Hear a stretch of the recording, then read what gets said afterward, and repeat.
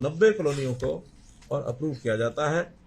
नमस्कार साथियों, हरियाणा सरकार द्वारा और हरियाणा के मुख्यमंत्री द्वारा हरियाणा के अलग अलग जिलों के अंदर कॉलोनियों को पास करने की सीरीज के तहत एक नई लिस्ट जारी करने का काम किया गया, जिसमें कुल 190 कॉलोनियों को पास किया गया जो हरियाणा के अलग अलग जिलों में बनी हुई थी।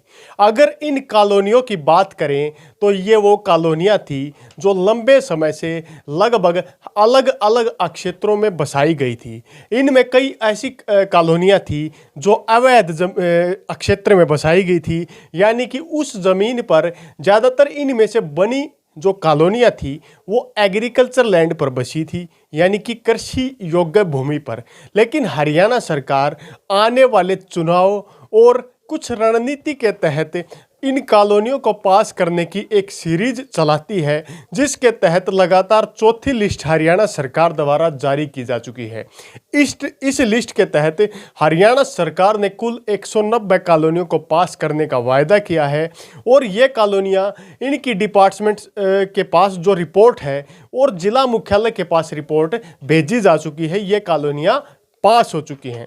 इनमें टीसीपी यानी कि township and country planning department के द्वारा 100 कॉलोनियों को पास किया गया है और ULB urban local bodies department के द्वारा 90 कॉलोनीज को पास करने का काम किया गया है।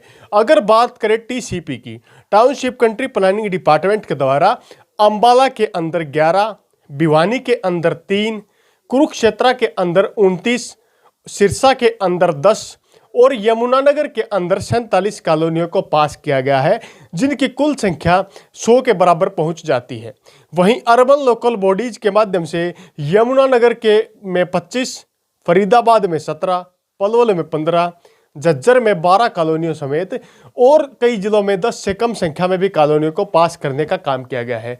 जल्द ही जो रिपोर्ट जिला मुख्यालय तहसील मुख्यालय द्वारा चंडीगढ़ में भेजी गई है, उन पर भी फोकस करके उन कॉलोनियों को भी पास करने का काम किया जा सकता है। अगर बात करें, कुछ लोग सोच रहे होंगे कि कौन कौन सी कॉलोनियाँ पास होती हैं।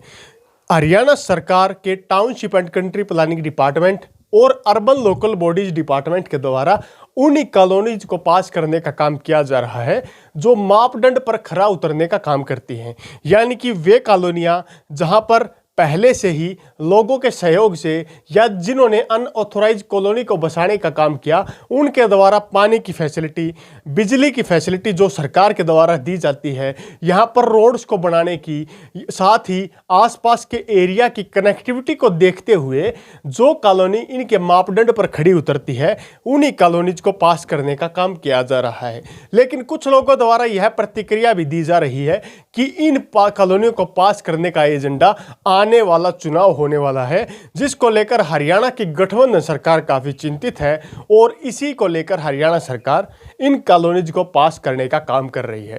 क्या आपके क्षेत्र की भी कॉलोनी पास हुई? कमेंट बॉक्स के माध्यम से अपनी प्रतिक्रिया देने का काम जरूर करें। इसी के साथ अगली वीडियो तक आप लोगों से विदा लेते हैं। तब तक के लिए जय हिंद, जय भारत।